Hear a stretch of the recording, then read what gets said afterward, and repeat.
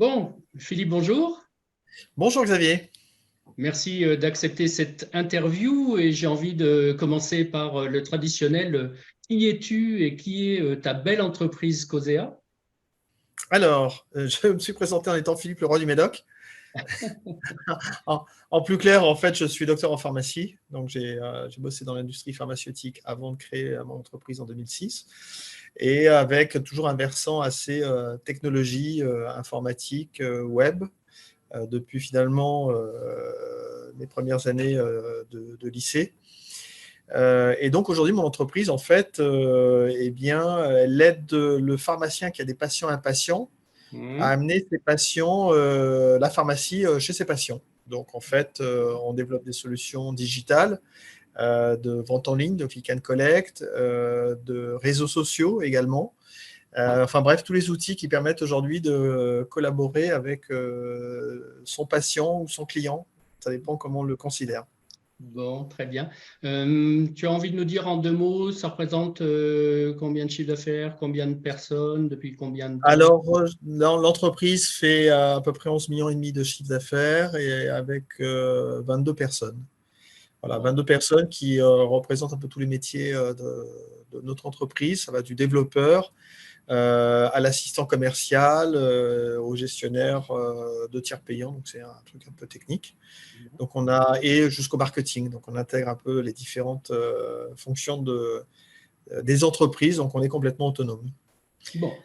Donc pour moi, ça veut dire belle entreprise, belle personne morale, puisque c'est plutôt notre vision des choses de dire personne morale plutôt qu'entreprise. Donc ça veut dire beau succès, ton succès.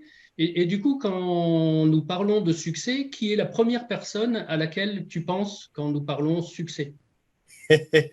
Alors, je sais qu'elle est assez décriée, mais je pense très souvent à Elon Musk, en fait, Et- ok. dans la notion de succès, puisque finalement, il entreprend là, on ne l'attend pas. Et il a réussi des trucs de dingue, envoyer des Mhm. gens, enfin le projet d'envoyer des gens sur Mars, le fait d'avoir créé des fusées qui reviennent également sur Terre, des voitures électriques, enfin bref, tout ce que les gens disaient, mais jamais il y arrivera, il est complètement fou, il se mêle de notre métier, et finalement en le réinterprétant, mais il le réussit plutôt bien. Bon, et comment toi aussi, suivant ton modèle, ton mentor, peut-être, tu as été complètement fou quelque part dans ta vie d'entrepreneur, même à ton échelle. Alors, dans ma vie d'entrepreneur, quand elle a démarré, que j'ai fait le choix d'être entrepreneur, Hmm. mes collègues de l'époque me disaient, mais tu es fou, tout marche très bien, tu as tout réussi dans l'entreprise et tu pars quand tu vas récolter aujourd'hui les fruits de tout ce que tu as semé. Et Hmm. je leur disais, bah, justement, c'est le meilleur moment pour partir et pour créer sa boîte, puisque Bon. je n'ai pas à rougir du passé et j'ai plutôt justement envie de réécrire une nouvelle page qui est la mienne.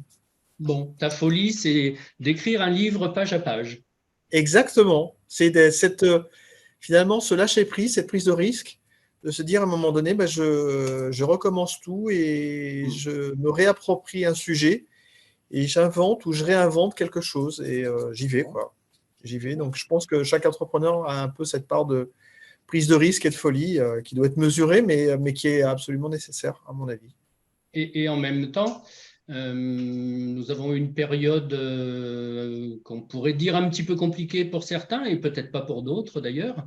Donc, tu l'as vécu comme tous les chefs d'entreprise. Tu pourrais nous parler d'une ou deux mesures que tu as prises pendant cette fameuse période pandémie? Oui, alors, bon, la première mesure qui allait des deux sources, mais c'est d'avoir toute l'équipe qui était en télétravail. Mm. Je l'ai anticipé assez tôt et prolongé assez tard en fonction des différentes vagues, en pensant d'abord à leur confort. Et avec également, nos clients sont déjà à distance. On les traite déjà par Internet à distance. Donc, ça ne posait pas de problème dans notre contact avec notre clientèle et notre prospection également. Et deux, l'entreprise était organisée autour de l'holacratie en termes de management, donc un management participatif organisé. Donc toutes les tâches étaient déjà bien organisées, toutes les redevabilités des uns et des autres. Donc en fait, c'était assez fluide de travailler physiquement à différents endroits, mais en ayant déjà tous les outils nécessaires pour pouvoir bien le réaliser.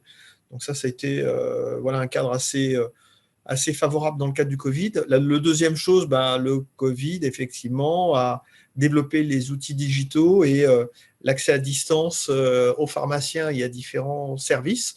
Eh bien, ça va également dans le cadre de ce que nous réalisons aujourd'hui. Donc, on va dire qu'il y a eu une éducation du marché qui s'est accélérée. Et en même temps, oui, donc c'est du fait du marché. Et pour toi, des mesures peut-être un peu plus concrètes que tu as prises dans l'entreprise vis-à-vis de ça? Le télétravail, on l'a poursuivi. Donc, en termes d'organisation, on continue sur cette lancée-là. Les nouvelles missions du pharmacien l'amènent à déléguer un certain nombre de choses et à considérer qu'aujourd'hui, la communication, elle est importante vis-à-vis de sa patientèle. Communication à distance, ce n'est pas uniquement sur le lieu de la pharmacie. Donc, ça nous aide également aujourd'hui à avoir des clients et des prospects qui sont plus réceptifs aujourd'hui à ces nouveaux modes de communication qui sont essentiels dans ces périodes de pandémie, mais qui sont essentiels également dans le monde dans lequel on évolue. Bref, une continuité, quel que soit le contexte dans ton métier de propriétaire d'entreprise. Exactement. Et donc, du coup, quand je parle propriétaire d'entreprise, j'ai envie de te poser la question de quel est ton plus grand apprentissage depuis que tu es propriétaire d'une entreprise? Le plus grand apprentissage, c'est de rester humble, quelle que soit la situation. Oui. Humble face au succès, humble face parfois aux désillusions, donc analyser pourquoi ça n'a pas fonctionné à un moment donné, peut-être de la vie de l'entreprise ou du marché. Donc voilà, se dire que rien n'est acquis et rester très clairvoyant par rapport à cet avenir-là, tout en prenant, comme je te le disais tout à l'heure, le risque nécessaire pour pouvoir développer des nouveaux services, mais en tout cas en sachant que tout peut s'arrêter aussi. Bon, très bien. Et donc, du coup, comment dire, je pourrais penser que tu as toujours une ou plusieurs inspirations qui te permettent de continuer ce beau chemin. Aujourd'hui, quelle est l'inspiration, enfin, qu'est-ce qui t'inspire le plus aujourd'hui? Alors effectivement, tu as raison Xavier, ce qui m'inspire de façon générale, déjà, j'ai une réelle curiosité sur le monde qui m'entoure et l'envie de rajouter des nouvelles fonctions et des nouveaux services dans ce que je réalise.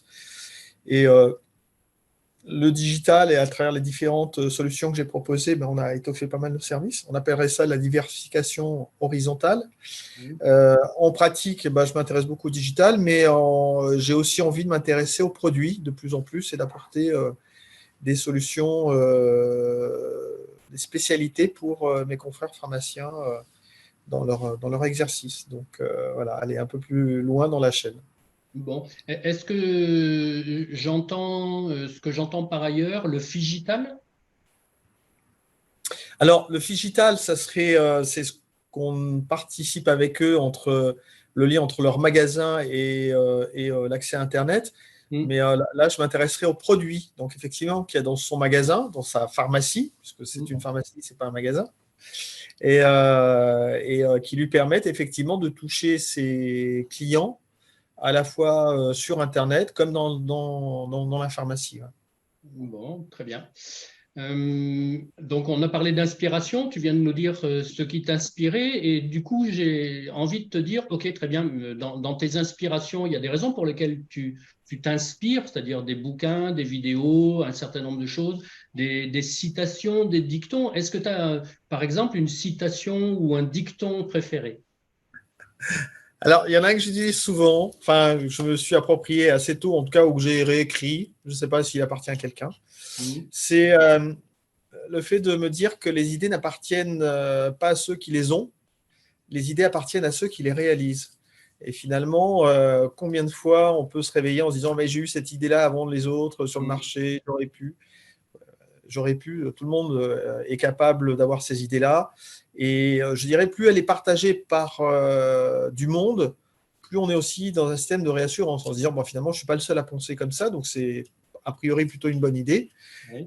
Et entre l'idée et la réalisation, là, par contre, il y a un vrai chemin. Donc, c'est être capable de l'orchestrer, de la mettre partir d'un rêve et devenir une réalité. Bon, donc tu es en train de nous donner peut-être un des rôles d'un propriétaire d'entreprise ou d'un dirigeant, tout simplement, c'est chef d'orchestre, c'est ça que tu veux nous dire? Oui, je pense qu'il y a un rôle, effectivement, tu as raison, Xavier, de chef d'orchestre de pouvoir animer à la fois son équipe et de pouvoir écrire une nouvelle partition. Bon, est-ce que tu pourrais développer, parce que je pense qu'il y a un certain nombre de chefs d'entreprise qui sont spécialistes de leur métier et qui du coup ont envie de créer une entreprise et qui ont peut-être en tête le fait de continuer à exceller un petit peu partout et surtout dans leur domaine d'expertise, peut-être du coup avec ce que tu dis au détriment du développement de ton entreprise. Donc, est-ce que tu peux nous en dire plus? Est-ce que tu es tombé dans ce panneau au début? Tu peux approfondir? Le panneau de vouloir exceller dans tous les sujets? Et surtout de créer une entreprise parce que nous étions spécialistes d'un métier, peut-être au détriment de tout le reste. Ça a été de me dire à un moment donné, il faut de créer une entreprise, en tout cas répondre à un besoin qui était peu entendu ou écouté, et de se dire que je le devais à mes confrères pharmaciens de pouvoir leur proposer des solutions qui les amènent dans cet univers du digital, avec parfois la réaction de certains pharmaciens en se disant mais moi je suis à la campagne, j'ai pas besoin d'être sur Internet, les gens viennent me voir. Justement, tu es à la campagne et les gens ont déjà l'habitude d'aller sur Internet et d'être en contact. Donc je dirais que ça a été de créer quelque chose qui n'existait pas sur le marché, mais en répondant encore à un besoin du pharmacien, alors peut-être conscient ou inconscient, mais un besoin très conscient de la part des prospects, des consommateurs de santé, qui eux étaient avides de pouvoir avoir ces nouvelles solutions avec leur pharmacie. Bon, super. Et puisque je parlais tout à l'heure justement de chefs d'entreprise qui le sont depuis peu, il y a aussi les futurs chefs d'entreprise, donc ils ne le sont encore pas. Et ça pourrait être intéressant que ton témoignage puisse peut-être permettre à certains de passer le pas en se disant, tiens, grâce à Philippe, j'ai 2, 3 trucs qui me font dire que moi aussi, je peux passer le pas. Et qu'est-ce que tu dirais à ce genre de personnes qui envisageraient de se lancer dans les affaires ou même qui, sans toi, n'auraient même pas envisagé de se lancer dans les affaires? Je dirais c'est d'arriver à faire, de pouvoir se réaliser dans quelque chose qu'on a envie d'écrire, de créer. D'abord, je pense qu'il faut aimer les gens aussi. J'ai une équipe et je pense que la relation humaine, dans mon métier en tout cas, elle est extrêmement importante également, de pouvoir du coup également écrire une feuille de route sur laquelle il y ait une qualité de vie et de travail au-delà de ce qu'on produit. Donc c'est comment on rend le système plus intelligent pour que finalement l'ensemble de l'équipe en bénéficie et on se retrouve voilà, super content de ce qu'on fait ensemble. La deuxième chose, je dirais que quand on décide de se mettre à son compte, de devenir entrepreneur, et quand on a été salarié, c'est difficile de revenir salarié. Donc, il faut bien réfléchir à ce paradigme, puisqu'en fait, une fois qu'on y a goûté, on ne peut plus s'en passer. Donc, comment tu fais? C'est addictif. Addictif. Alors, justement, quels sont les 3 points qui te rendent addict au métier de chef d'entreprise, propriétaire d'entreprise? Eh bien, c'est pouvoir partager ma vision, la vision de l'entreprise avec l'ensemble de l'équipe. Donc, de pouvoir dire finalement, il n'y a pas de plafond de verre, on peut y aller, tout nous est permis. La deuxième chose, c'est effectivement cette relation humaine avec l'ensemble de l'équipe et puis avec nos clients aussi, c'est de se dire qu'on écrit quelque chose ensemble parce qu'on a envie de l'écrire. Et c'est d'abord du plaisir qu'on doit retrouver à travers tout ça. Et voilà, quoi, c'est déjà pas mal. C'est déjà pas mal. J'aurais aimé finir par que tu donnes envie à tout le monde, de travailler avec Cosea. Donc, au-delà du roi du Médoc, c'est déjà sympa puisqu'il y en a d'autres qui disent je travaille dans la pharmacie. Donc, tu as déjà passé un niveau qui donne un peu plus envie que tous les gens qui disent je suis pharmacien ou je suis chirurgien dentiste ou je travaille avec une pharmacie.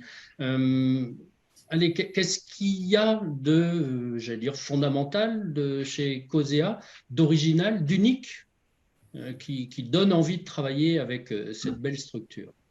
Alors, ce qu'on a développé à travers nos différentes propositions avec la pharmacie, ça a été de leur dire D'abord, les tâches rébarbatives qui n'apportent pas de la valeur ajoutée à la pharmacie, eh bien, il faut nous les confier pour vous libérer sur des nouvelles missions. En plus, la pharmacie évolue beaucoup, donc des nouvelles missions aujourd'hui qui sont au contact de leur patientèle. Et sur le deuxième sujet, avec ce contact de la patientèle, comment aujourd'hui on peut avoir un prolongement virtuel de la pharmacie, finalement, chez tout un chacun, avec les réseaux sociaux, avec également des propositions de vente en ligne ou de réservation d'ordonnance. Enfin, comment on facilite finalement également cette vie-là, quoi. Bon, très bien. Merci Philippe pour ce temps que tu nous as accordé et pour, j'espère, avoir donné envie, lorsque les gens pourront regarder cette vidéo, avoir donné envie à d'autres de suivre à peu près le même chemin ou de prendre 2, 3 petits points chez eux et de l'exploiter. Merci pour tout ça. Merci Xavier de ton accueil. Le meilleur coach. Salut Philippe.